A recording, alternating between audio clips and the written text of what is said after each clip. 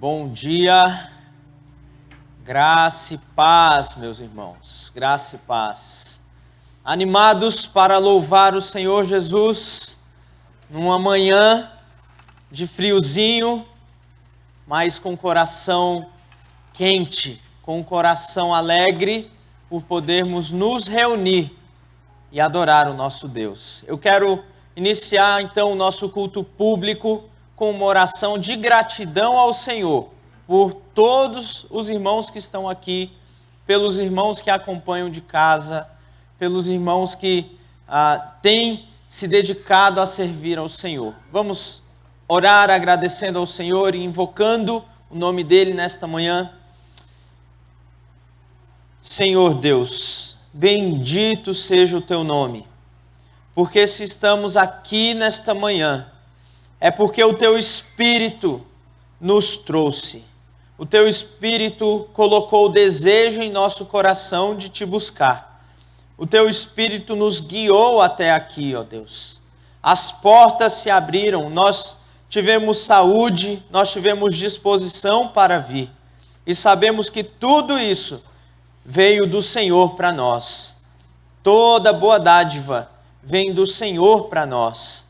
Por isso, o nosso coração, nesta manhã, se alegra no Senhor, Deus. Obrigado por podermos nos reunir, por estarmos juntos para cantar louvores, para ouvir a Tua palavra, ó Deus. E nós te pedimos que o Senhor nos visite de modo especial nesta manhã. Pai, restaurando corações, animando, consolando, exortando, fazendo a tua boa obra em nós. Assim que nós oramos, em nome de Jesus. Amém. Amém. Eu quero dar apenas um aviso muito importante para os irmãos, principalmente os que estão em casa, os que têm acompanhado os cultos da nossa igreja via internet, é que no próximo domingo nós teremos um terceiro culto. Este culto vai acontecer aqui mesmo, na igreja, às 16h. E o objetivo deste culto, além de proporcionar mais espaço para que todos os irmãos tenham acesso, é também alcançar aqueles irmãos da maturidade que já estão há muito tempo sem conseguir vir cultuar conosco. Então, nós queremos alcançar principalmente esses irmãos, tá? Então, você que me ouve aí da sua casa, meu irmão, minha irmã, você está convidadíssimo para participar conosco. Nós vamos aproveitar este culto para fazer a celebração da ceia do Senhor, porque há muitos irmãos que já há mais de ano não conseguem participar conosco da ceia. Então, esse culto será um culto de ceia também, e nós convidamos todos os irmãos, especialmente os irmãos da maturidade. Se tiver dificuldade de vir, nos procure, nós daremos um jeito de auxiliar os irmãos para que todos que quiserem vir, venham, tá bom? E se você não é da maturidade e deseja vir, dá uma ligada aqui na secretaria para ver se tem vaga. Nós vamos dar prioridade aos irmãos da maturidade, tá? Mas vamos supor que você tem aí os seus 49 anos e que vontade de estar nesse culto. Óbvio que nós não queremos restringir a presença de ninguém, tá bom? Então nos procure só para a gente saber se vai ter vaga, porque nós queremos principalmente alcançar os nossos irmãos que há muito tempo não estão conosco aqui. Com certeza precisam participar e precisam congregar diante da igreja e do Senhor. Amém? Vamos orar nesse momento. Nós vivemos tempos tão estranhos, tão difíceis, pandemia no Brasil, no mundo, notícias de guerra, de violência. Tivemos esta semana esse conflito entre Israel e a Palestina, um conflito enorme. Vamos orar pedindo paz ao Senhor, paz para esse mundo que vivemos, paz em Israel, paz na Palestina, paz no Brasil. Vamos fazer uma oração invocando o nome do nosso Deus. Chamar o pastor Waldenberg aqui. Pastor, vem fazer essa oração, nos conduzir nesse momento, pedir por paz. Paz nas famílias. Senhor nosso Deus, por meio de Jesus, o teu Filho amado, o príncipe da paz, o promotor de toda a paz, causador de toda a alegria, o Senhor Jesus, nosso Salvador, por meio dele nos apresentamos ao Senhor. E queremos, ó Deus, entender que em termos de paz, o Senhor entende. E eu suplico, junto com esta igreja, que o Senhor visite aquela região e promova a paz entre palestinos e israelenses. Deus querido, não será nenhum tratado de paz, nenhum ato de diplomacia que selará a paz, mas a ação do Senhor por meio de Jesus que fará isso acontecer. Como o pastor Vinícius disse, há uma necessidade, porque eles estão em conflito há muito tempo, mas o Senhor Jesus agindo ali, por meio do teu povo, através do teu Espírito, causará esta paz. Clamamos por paz para aquele povo, ó Deus. Porque sabemos que o Senhor ama os judeus, o Senhor ama os palestinos, o Senhor ama os brasileiros, o Senhor ama os europeus, o Senhor ama. Por isso nós pedimos ao Senhor que traga paz. Traga paz para nós aqui. Paz para o nosso coração, paz para as nossas famílias, paz para a tua igreja. Ó Deus, faça isso. Nós suplicamos isso ao Senhor, em nome de Jesus, o teu Filho, o príncipe da paz. Amém. Amém. Amém. Obrigado, pastor. Convido você, meu irmão, minha irmã, a abrir a sua Bíblia no Salmo de número 24. Nós vamos fazer esta leitura juntos. Salmo 24. Um salmo que expressa a vitória do nosso Deus. Nós vivemos num tempo tão difícil, mas olhamos para o futuro com esperança, do dia em que a vitória final do nosso Deus será executada sobre a terra. Salmo 24, eu peço que os irmãos se coloquem em pé.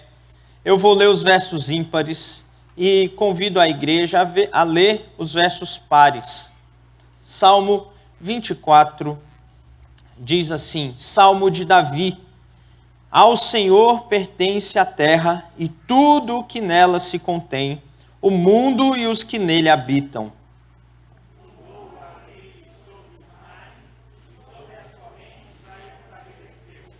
Quem subirá ao monte do Senhor?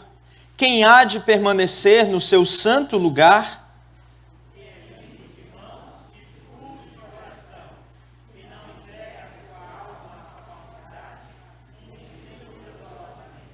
Este obterá do Senhor a bênção e a justiça do Deus da sua salvação.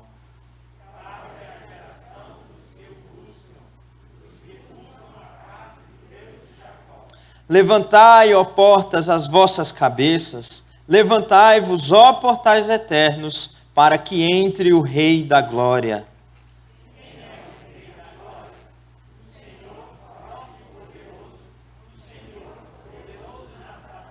Levantai, ó portas, as vossas cabeças, levantai-vos, ó portais eternos, para que entre o Rei da Glória.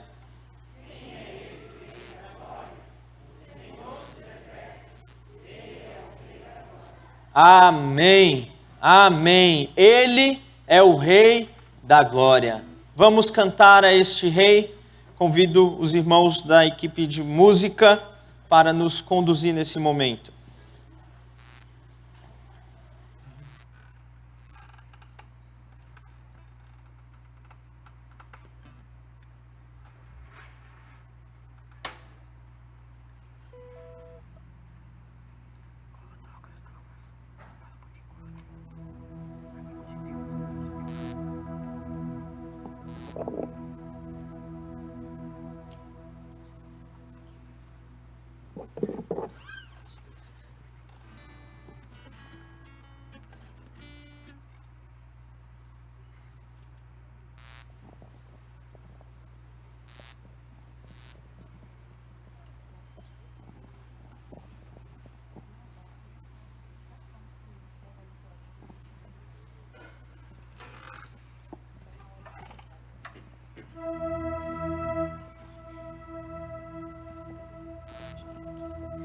Graça e a paz aos irmãos, amém?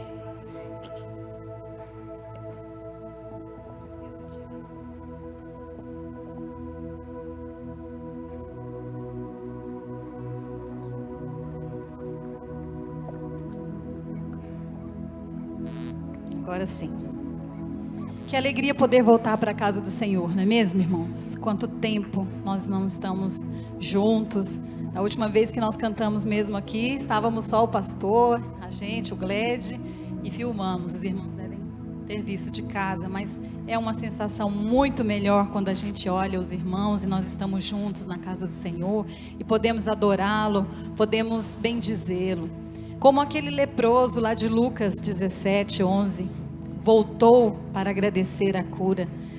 Nós estamos aqui de volta para casa, para agradecer ao Senhor, a casa do Senhor, agradecer a Ele. É certo que nós estávamos recebendo as bênçãos do Senhor lá longe.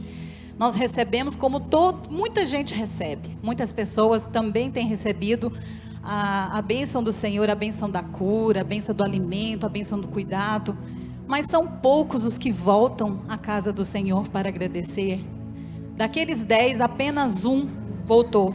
E diz o texto de Lucas 17:15-16, diz assim: um dos 10, vendo que fora curado, voltou dando glória a Deus em alta voz, e prostrou-se com o rosto em terra, aos pés de Jesus, agradecendo-lhe.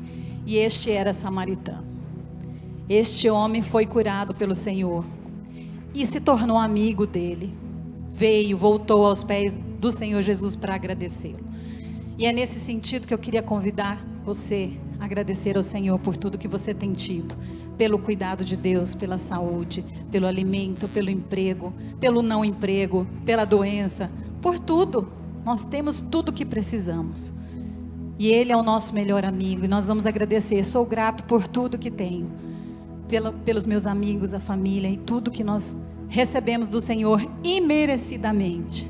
Todos recebemos a bênção do Senhor, mas são poucos os que voltam para agradecê-lo. E é nesse sentido que eu quero convidar os irmãos que estão aqui, que estão em casa, para agradecer ao Senhor, voltar o seu coração diante dele.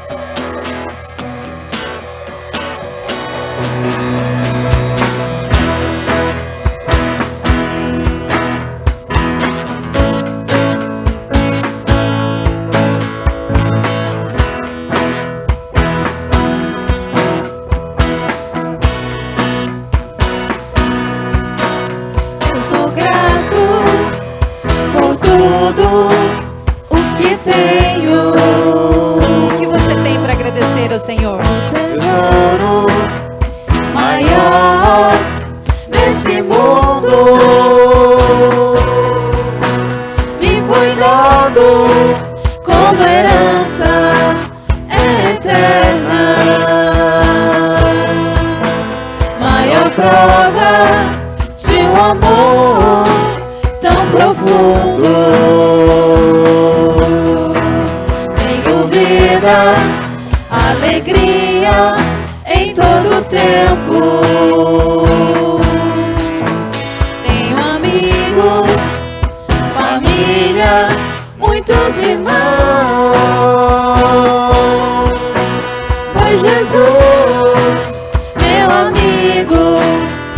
verdadeiro. Me deu tudo ao me dar a salvação. Louvarei ao Senhor em todo tempo. Seu louvor estará continuamente em meus olhos e também no coração. Jesus Cristo, sempre minha canção.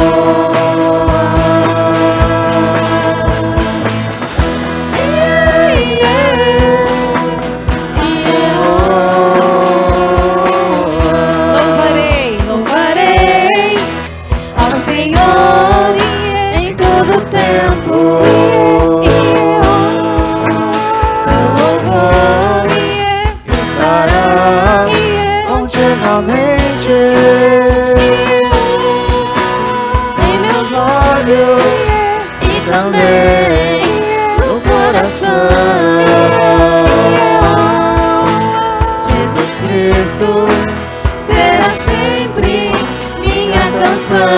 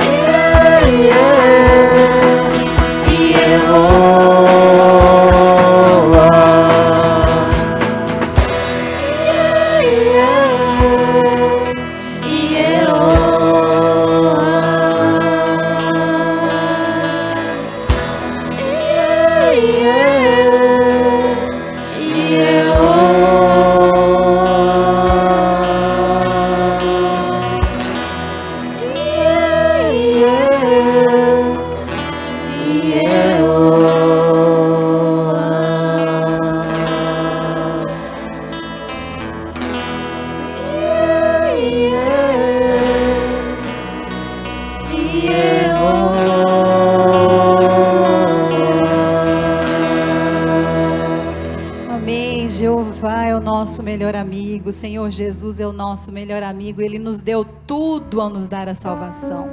Se nós não temos emprego, não temos comida, não temos vestes, não temos outra coisa, não tem problema, nós temos o mais importante, temos a salvação e temos que agradecer ao Senhor, declarar essa amizade, que é mais do que amizade, somos filhos, somos amigos de Deus. Existe alguma coisa melhor do que isso?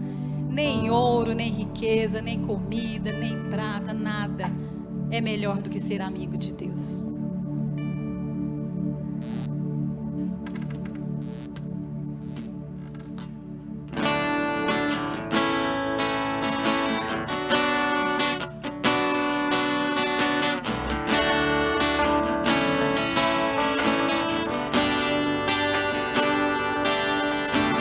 Existe nada melhor do que ser amigo de Deus, caminhar seguro na luz, desfrutar do seu amor, ter a paz no coração, viver sempre em comunhão e a assim perceber a grandeza do poder de Jesus, meu bom pastor.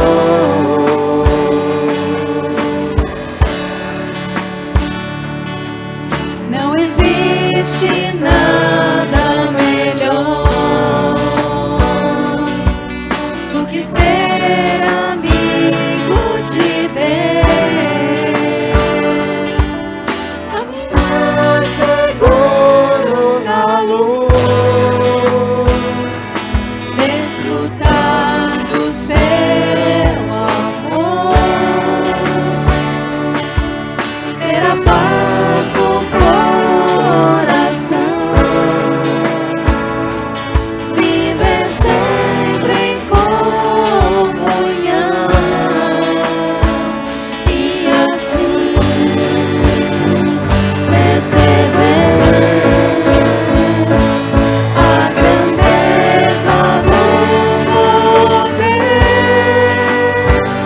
de Jesus, meu bom pastor.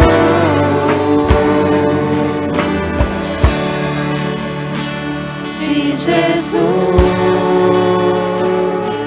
meu bom pastor.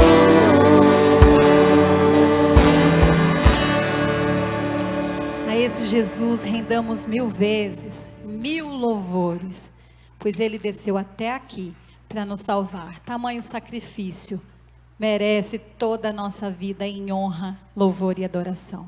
1000 vezes, 1000 louvores, rendamos a Jesus.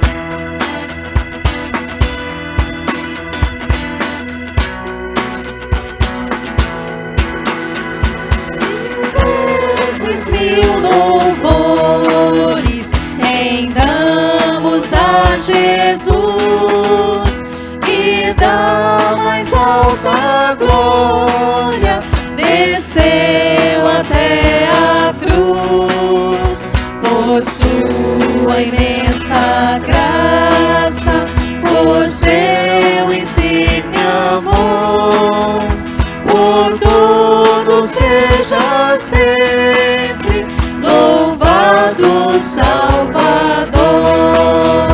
1000 vezes sim, 1000 vezes sim, louvores ao Senhor, que nos amou e nos louvou, bendito Salvador.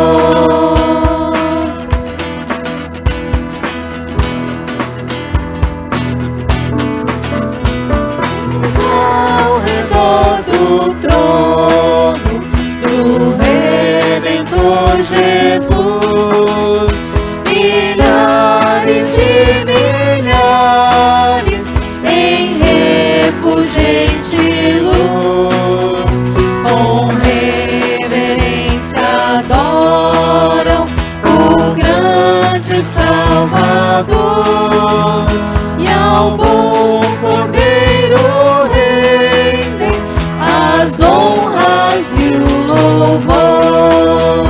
1000 vezes sim, 1000 vezes sim, louvores ao Senhor, que nos amou e nos lavou, bendito Salvador.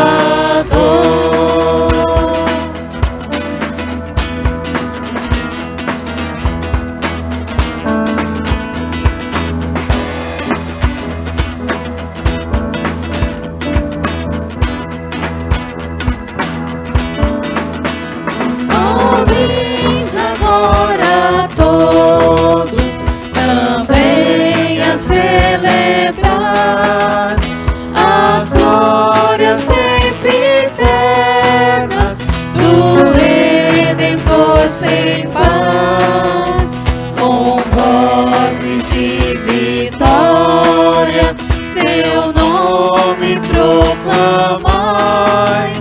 1000 vezes 1000 louvores a Cristo tributai.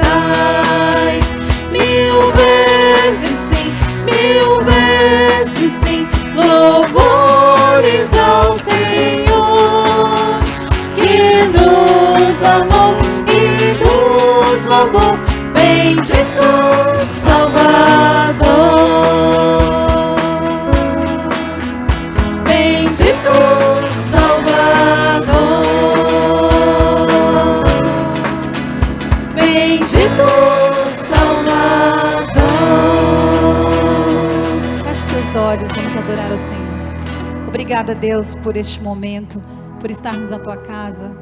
Ó Deus, somos gratos por tudo que nós temos. E voltamos hoje para a Tua casa, para Te agradecer, para reconhecer que o Senhor é o único Senhor e Salvador da nossa vida.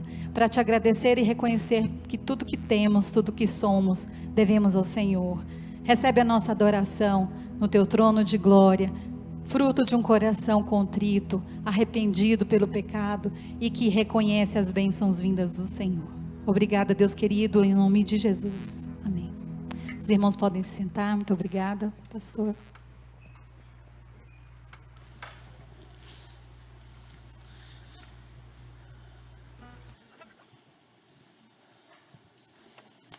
Mateus capítulo 5. Nós temos trabalhado na exposição do Sermão da Montanha e hoje, com a graça do Senhor, nós vamos para a nossa sexta bem-aventurança, verso 8. Mateus capítulo 5, verso 8. Diz assim a palavra do Senhor: Bem-aventurados os limpos de coração, porque verão a Deus. Vamos orar? Obrigado, Senhor Deus, por esse tempo de nos reunir, tempo de ouvir a Tua palavra. Nós pedimos a Ti que nos abençoe agora e abra o nosso coração para ouvir a Tua voz. E acalma o nosso coração, faz com que nos concentremos em Ti e na Tua palavra nesse momento, ó Deus. Eu sei que muitos irmãos estão com o coração aflito nesse momento, estão com o coração cheio de ansiedade, de medos, um coração que precisa do Senhor. Por isso, ó Deus, nos ajude nesse tempo, à luz da Tua palavra, e fala ao nosso coração. Em nome de Jesus. Amém. Amém. Irmãos, as bem-aventuranças são descrições do que Jesus fala a respeito daqueles que creem nele, ou dos cidadãos do reino dos céus. Essas são as características que aqueles que pertencem ao reino de Deus devem ter em suas vidas. E o interessante é que o Senhor nos faz ser bem-aventurados e Ele espera que nós sejamos bem-aventurados. Tudo o que temos visto até aqui é algo que, primeiro, Deus já nos fez em Cristo Jesus. Segundo, Ele espera que nós vivamos assim e que tenhamos estas bem-aventuranças em nossa vida. Portanto, é dessa perspectiva que nós observamos o texto que nós vamos trabalhar hoje. Bem-aventurados os limpos de coração, ou os puros de coração, porque estes verão a Deus. Como o texto nos apresenta, nós vamos falar bastante sobre coração nesta manhã. Talvez você que é mais velho já está acostumado a fazer exames de coração.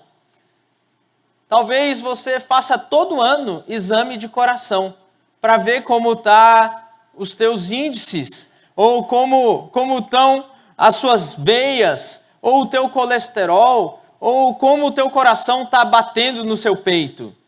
Mas talvez se você for jovem, você nunca fez exame de coração. Eu mesmo nunca fiz exame de coração, não que eu seja tão jovem assim, né? Mas o fato é que, fisicamente, nem todo mundo precisa fazer exame de coração todo ano.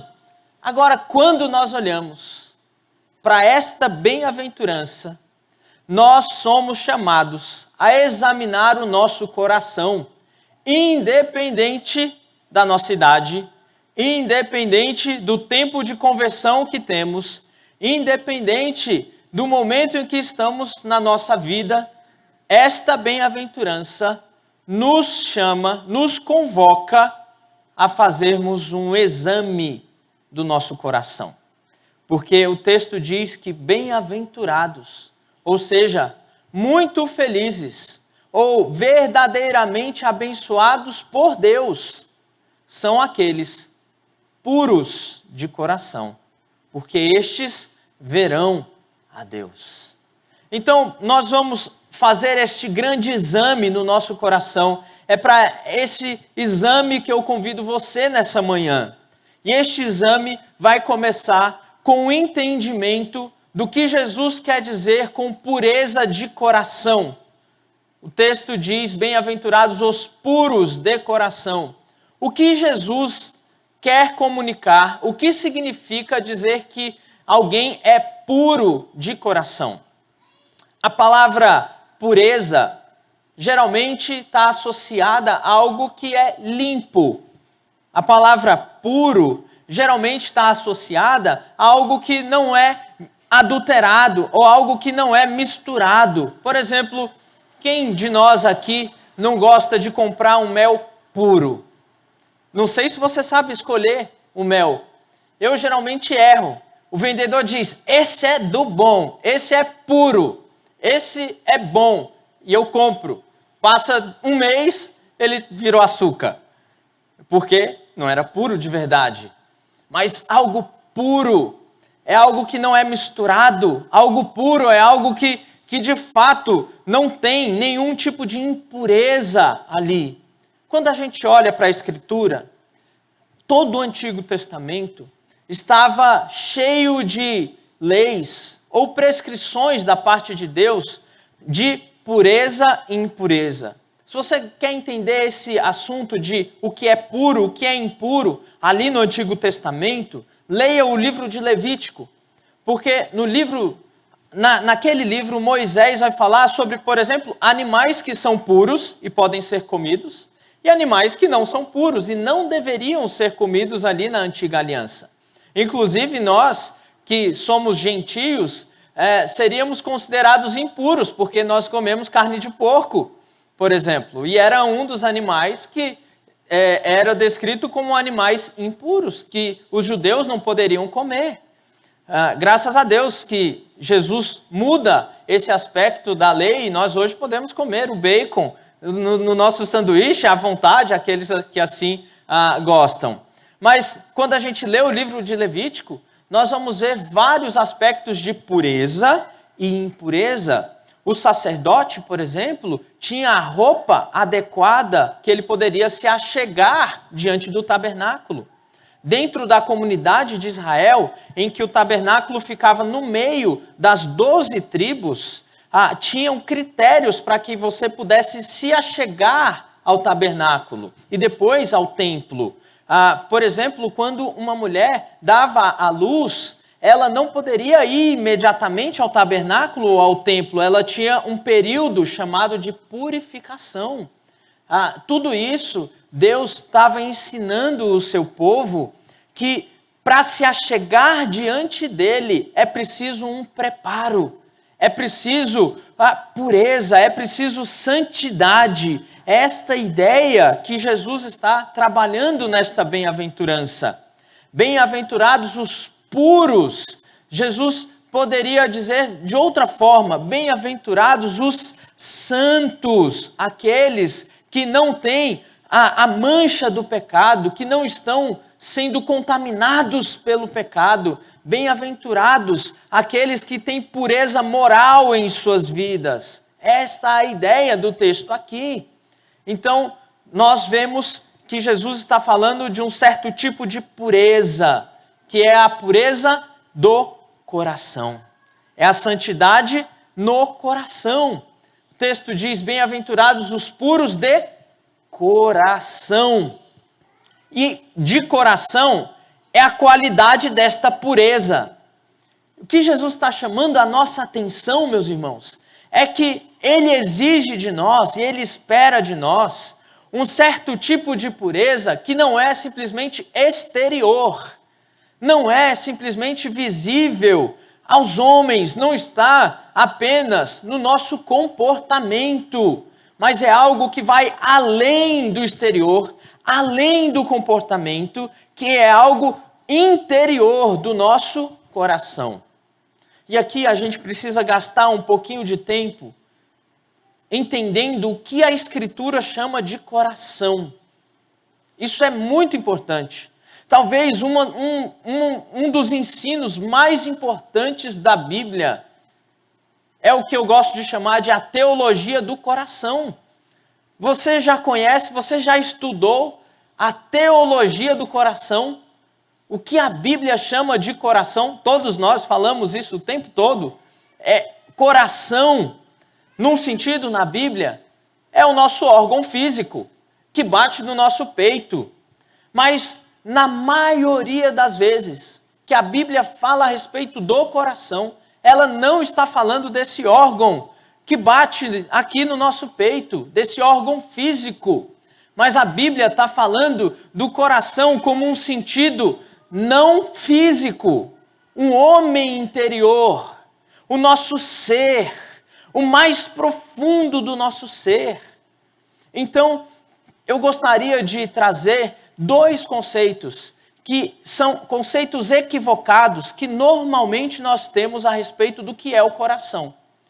Um dos conceitos é que, popularmente, o coração é entendido como a fonte das nossas emoções, geralmente em oposição à razão, aos pensamentos. Então, comumente, coração é símbolo de sentimentos, é símbolo de emoção, de romance. Nós vamos entrar no próximo mês naquela data comercial do Dia dos Namorados. E as lojas ficam cheias de coração vermelho, coração para um lado, coração para o outro, nas vitrines, porque isso traz a ideia de romantismo, de sentimentos, de algo que não é controlado por pensamento, por razão, mas é emoção. Coração é emoção. Tem gente que diz assim, eu não sou muito da razão, eu sou da emoção, eu sou coração. Eu sou coração, meu. Falando igual o paulista agora. Eu sou coração, meu. Eu não sou razão. Estou virando joseense, viu, gente? Mas a ideia de que o coração, como centro das nossas emoções, em oposição à nossa razão, não é bíblica. Porque, por exemplo, nós vamos ver Jesus falando em Marcos 7, 21, que é do coração que procedem os maus pensamentos. O nosso coração não apenas produz emoções, mas produz pensamentos. Nós vamos ver em Hebreus 4:12 que a palavra de Deus é viva e eficaz, mais cortante que uma espada de dois gumes, ao ponto de dividir alma e espírito, juntas e medulas, e apta para discernir os pensamentos e propósitos do coração. Portanto, na Escritura, coração não é apenas o lugar em que nós sentimos, não é apenas o lugar em que nós expressamos as nossas emoções, os nossos sentimentos, mas o coração também é razão na Escritura. O coração também é de onde flui o nosso pensamento, o nosso raciocínio. O coração na Escritura é de onde vem os nossos desejos, a nossa vontade. É muito mais amplo do que simplesmente as nossas emoções. Então esse é o primeiro conceito que nós precisamos entender para entender melhor esta bem-aventurança. O segundo conceito, geralmente equivocado a respeito do coração, diz respeito ao coração como sinônimo de alma e espírito. Geralmente, nós fazemos uma divisão entre alma e espírito, entendendo a alma como o lugar das nossas emoções, o lugar dos nossos pensamentos, e espírito como aquela parte nossa que se relaciona com Deus. Esta divisão também não é própria da Escritura.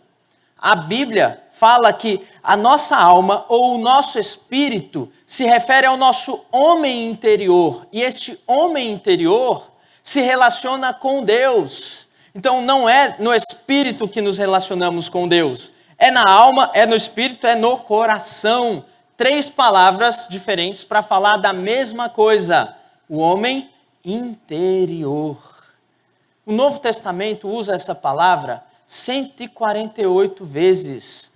Coração, no Novo Testamento, aparece 148 vezes. Você pode procurar, digita na sua Bíblia coração e vai vendo as referências, e você vai ver que o coração ora se alegra, ora se entristece, ora produz pensamentos, ora produz propósitos, ora produz vontade, ora tem desejos. Ora, o coração aparece como o lugar que nós devemos amar a Deus. Aliás, o grande mandamento é: amarás, pois, o Senhor teu Deus de todo o teu coração. Portanto, no homem interior, com todos os seus desejos, vontades, emoções, pensamentos, ame ao Senhor com tudo o que você é, porque o coração é o centro do nosso ser, da nossa personalidade, de quem nós somos. Esta é a ideia que a Escritura apresenta a respeito do coração. E isso faz todo o sentido quando nós olhamos para esta bem-aventurança. Jesus diz que muito feliz é aquele que é puro no coração. Provérbios 4, 23 vai dizer que sobre tudo o que você deve guardar, guarda o teu coração, porque é dele que procede a tua vida. É do coração que procede tudo mais na tua vida. Eu gosto de pensar no coração como o centro de comando da nossa vida. O nosso coração determina para onde nós iremos. O nosso coração determina se nós vamos adorar ou se nós vamos rejeitar a Deus. O nosso coração é quem vai guiar a nossa vida nesse sentido. É por isso que Jesus está nos dizendo: feliz é aquele que é puro de coração. Em outro lugar, em Lucas 6, verso 45, Jesus vai dizer que a boca fala do que está cheio o coração. Jesus então está nos ensinando que o nosso comportamento, a forma como nós lidamos com as pessoas, tudo isso, tudo o que sai de nós, sejam palavras, sejam atitudes, no nosso viver, nos nossos relacionamentos, tudo isso é reflexo do que está dentro de nós, do nosso coração. Está vendo como a teologia do coração é importante? É no coração que nós adoramos a Deus e é no coração que nós pecamos contra Deus. E o pecado que acontece no coração depois vai ser manifestado por meio do nosso corpo, dos nossos sentidos, da nossa vida. Mas nós, irmãos, vocês e eu também, somos especialistas em desviar o foco do nosso coração e tratarmos apenas os nossos comportamentos. E aqui eu quero dar alguns exemplos de como nós fazemos isso, de como nós desviamos o foco do coração, daquilo que é importante, daquilo que é mais importante, e tratamos apenas das coisas superficiais do comportamento. Pastor Ted Tripp escreveu um livro chamado Pastoreando o Coração da Criança. É um livro essencial para você que é pai e mãe. Você precisa ler este livro. Vai te ajudar muito a lidar com os teus filhos. E ele dá um exemplo de uma família que está passando um problema difícil. Os filhos não obedecem os pais. Então, se eles estão na igreja, os meninos não obedecem. Na escola, não obedecem. Em casa, não obedecem. E o pai tem uma excelente ideia. Ele junta os filhos e diz assim: olha, se vocês obedecerem a sua mãe nesse dia, no final do dia, eu vou te dar $1. Então, os filhos, de uma hora para outra, se transformam e passam a obedecer os seus pais. E, olha, tem que tirar a louça. Pode deixar que eu vou secar e lavar. Tem que levar o lixo para fora. Pode deixar que eu vou fazer isso e vou fazer mais alguma coisa. E os meninos começam a mudar o comportamento. Mas a mudança de comportamento não estava ligada a uma mudança de coração. Porque eles estavam fazendo isso porque receberiam $1 no final do dia. Olha, imagine se fosse no Brasil, daria um prejuízo, para os pais. Mas veja, o aspecto está no comportamento. A mudança de comportamento, enquanto o coração continua sem entender que o filho deve obedecer o seu pai, não porque vai ganhar alguma coisa, mas porque isto é o que Deus requer dele. Porque isto é o que vai glorificar a Deus. Porque isto é bom e aceitável aos olhos de Deus. Então, se você, como filho, obedece o seu pai, só porque você vai receber alguma coisa em troca, o teu coração não foi alcançado. E no dia que aquilo que o seu pai te oferecer não for mais agradável aos teus olhos, você vai voltar a desobedecer os seus pais. Porque houve uma mudança no comportamento e não no coração. Mas isso não acontece somente com as crianças. Acontece conosco, os adolescentes, jovens, adultos, idosos. Vou dar um exemplo para você. Você está no ambiente de trabalho e ali você tem muitas dificuldades de relacionamento, problemas, discussões, brigas naquele ambiente de trabalho. Então, como você resolve a situação? Você muda de trabalho. Você troca de ambiente. É a forma mais fácil de resolver os teus problemas.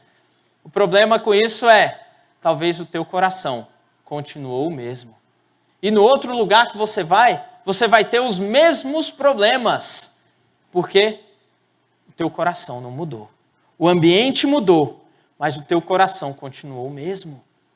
Portanto, quando Jesus olha para nós aqui, ele diz que ele requer uma pureza que é de coração, não apenas externa, não apenas visível aos homens, não apenas no nosso comportamento, mas uma mudança verdadeira que atinge os nossos pensamentos, os nossos desejos. Essa é uma mudança que quando ocorre e é permanente.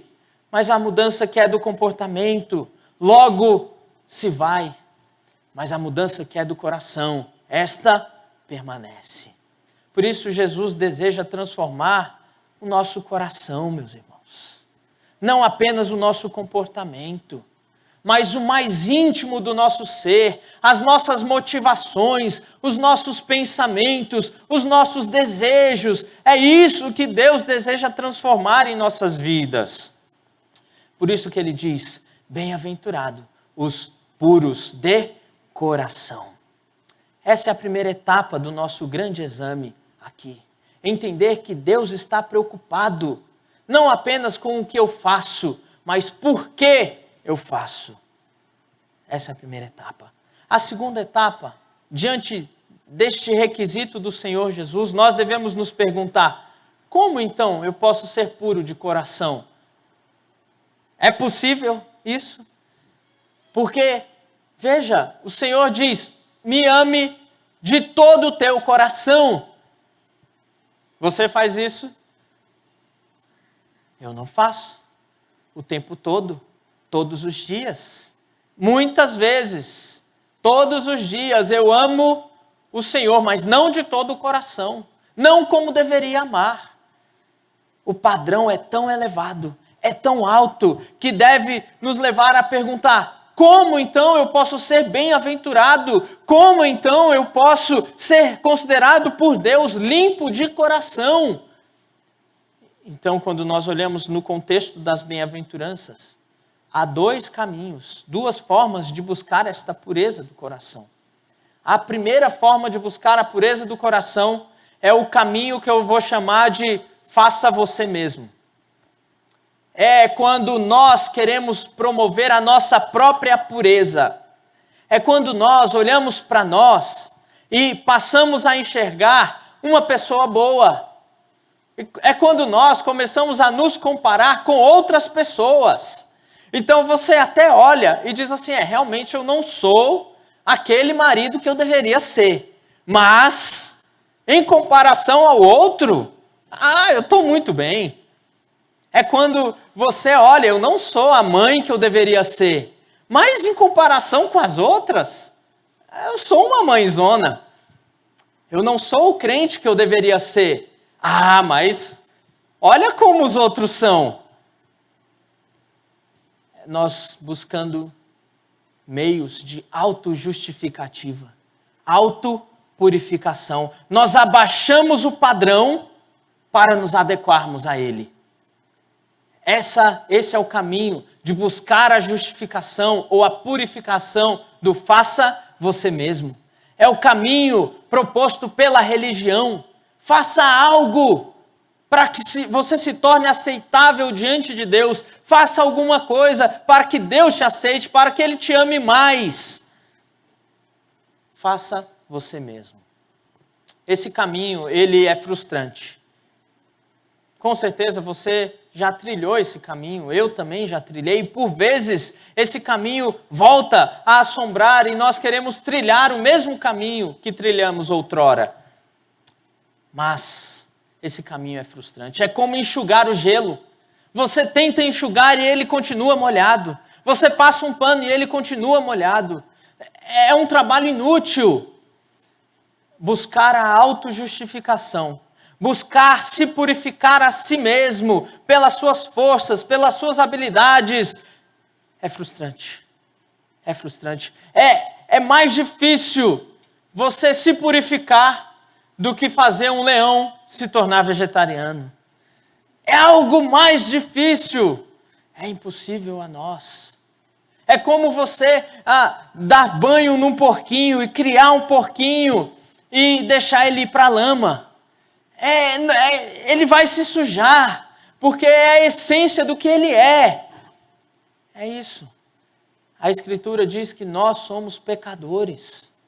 E por sermos pecadores, por nós mesmos é impossível nos purificarmos. Como pode uma mão suja lavar uma outra mão suja?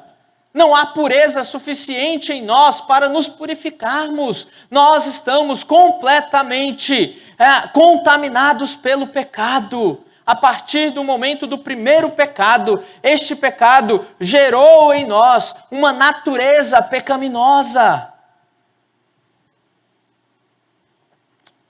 Esse é o caminho que não produz nada.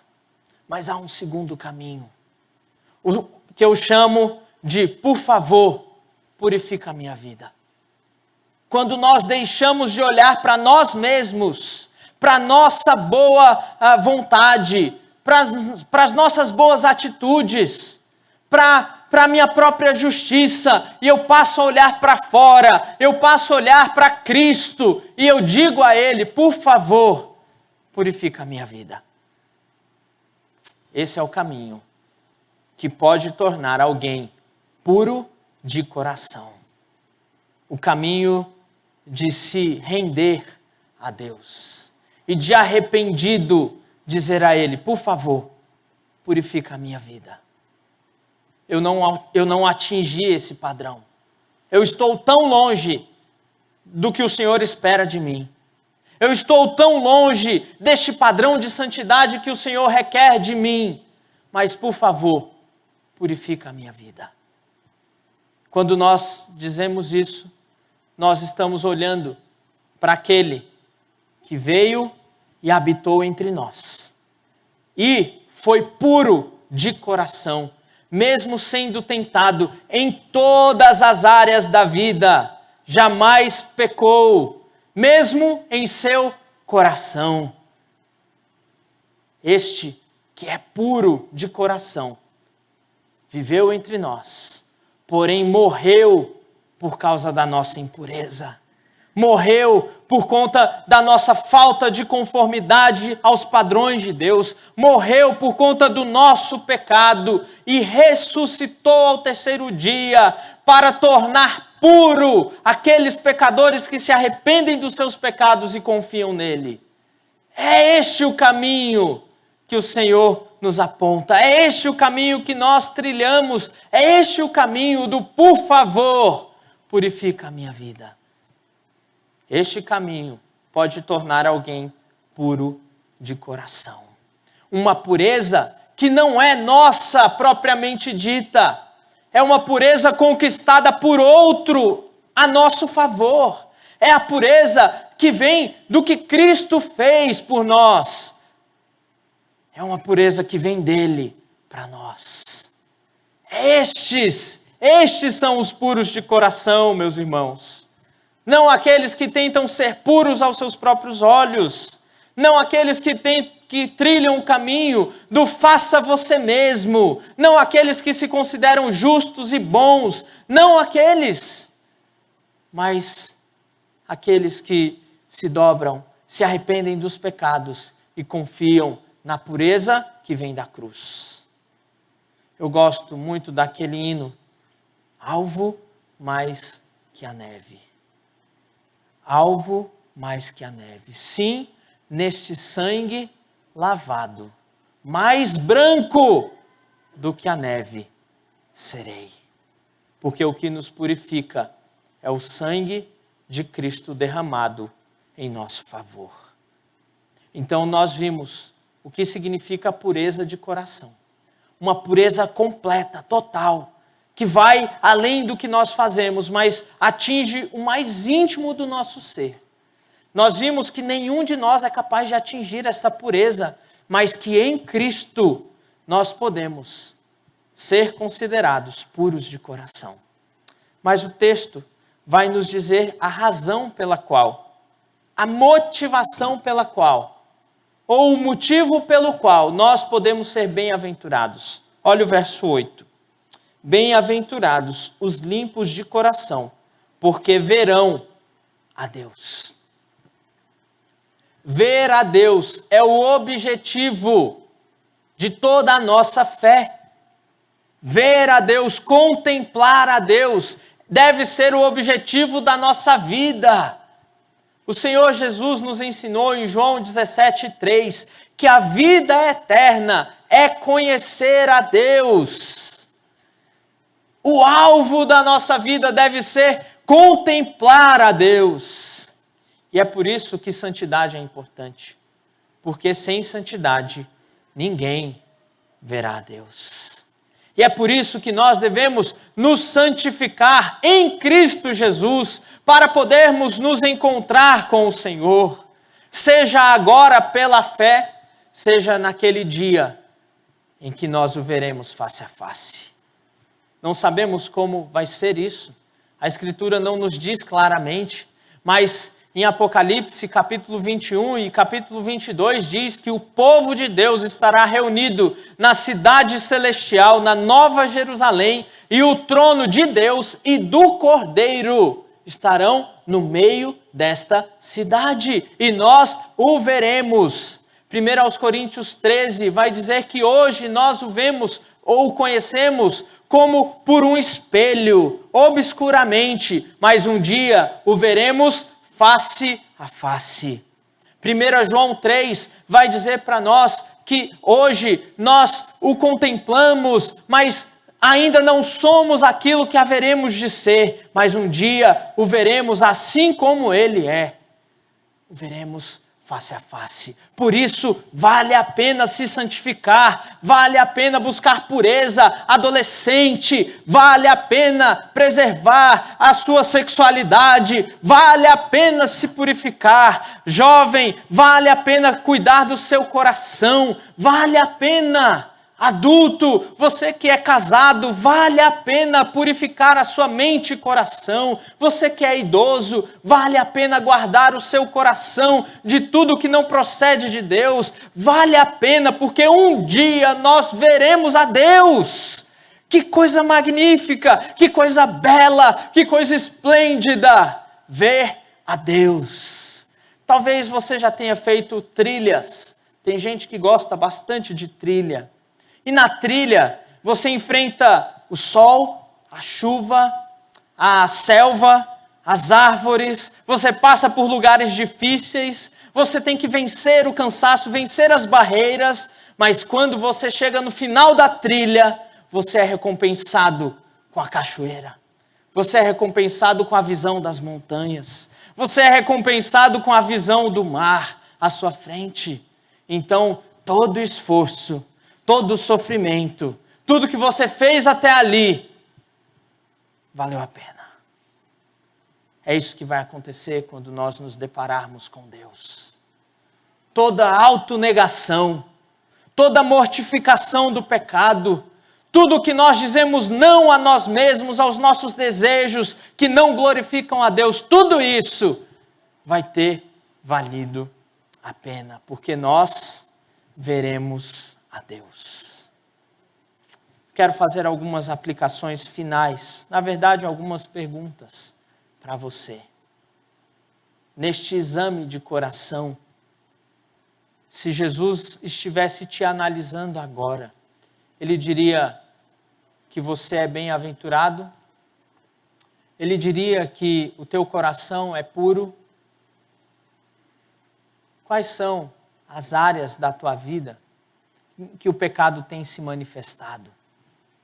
Talvez esta pandemia tenha manifestado coisas no seu coração que você mesmo não sabia. Mas o problema não é a pandemia em si.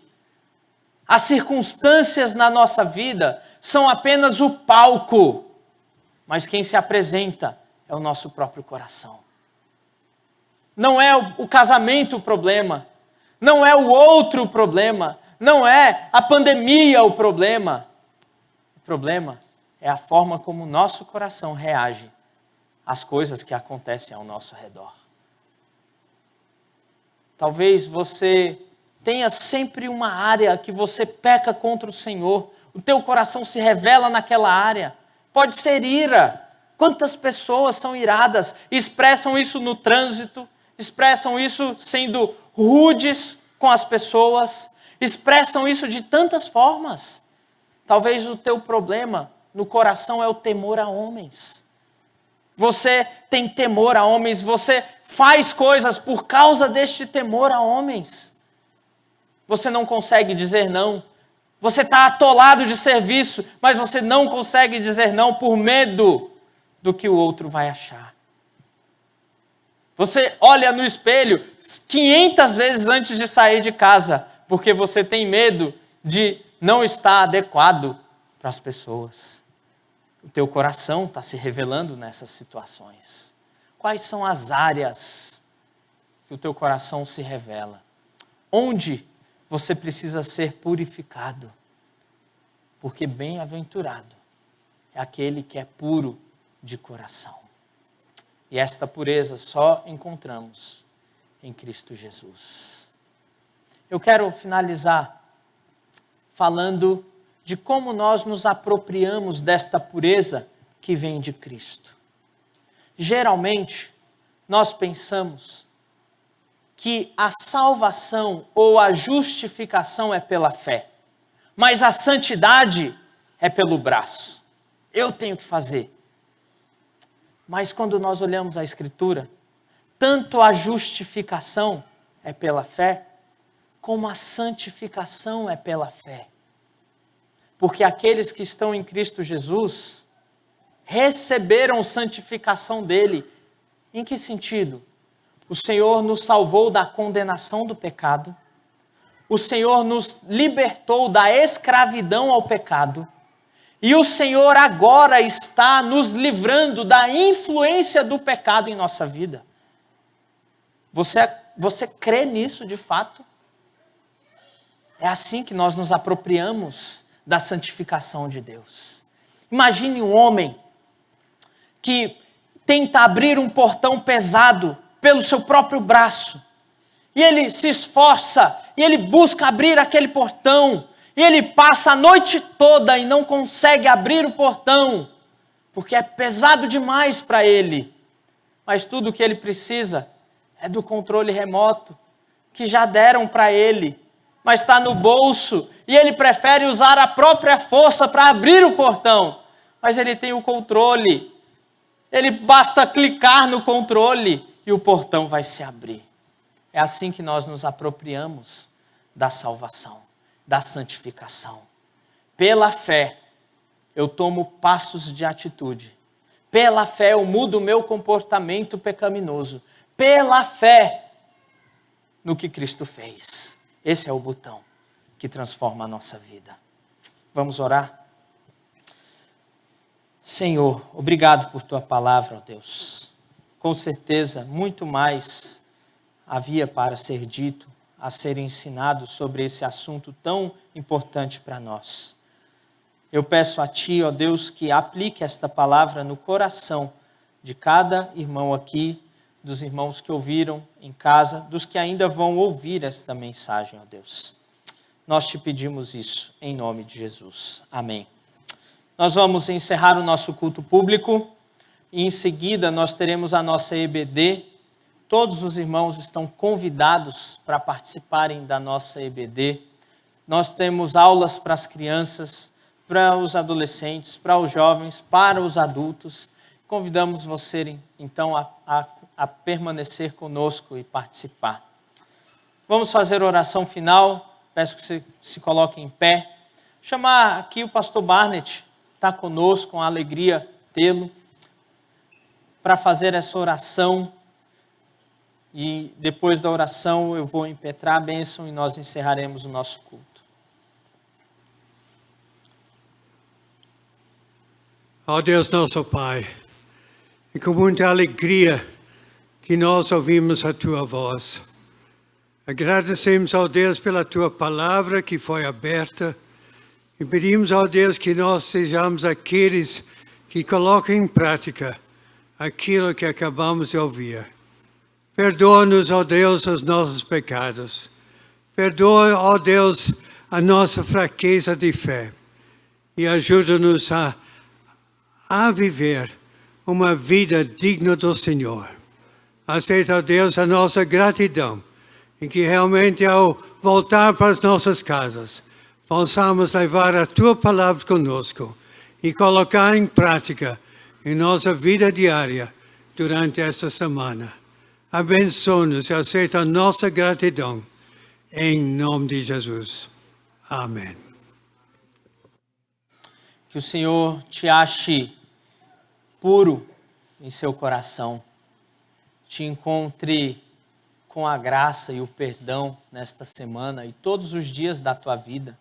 Que a misericórdia de Deus continue se renovando sobre a sua vida, sobre a sua família. E que a graça do nosso Senhor e Salvador Jesus Cristo, o amor de Deus, o nosso Pai, e a comunhão com o Espírito Santo que nos santifica, seja com todos nós aqui, ó Deus, com todo o teu povo reunido em toda a terra, hoje e até a volta do Senhor Jesus Cristo. Amém, amém, amém. Sentai-vos, queridos.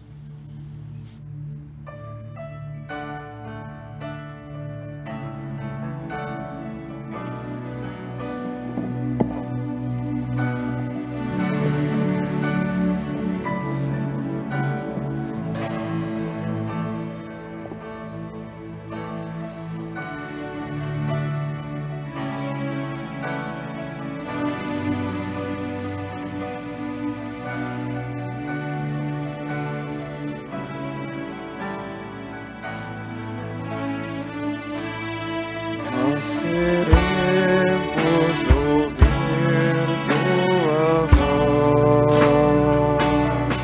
Teu louvor sempre esteja entre nós.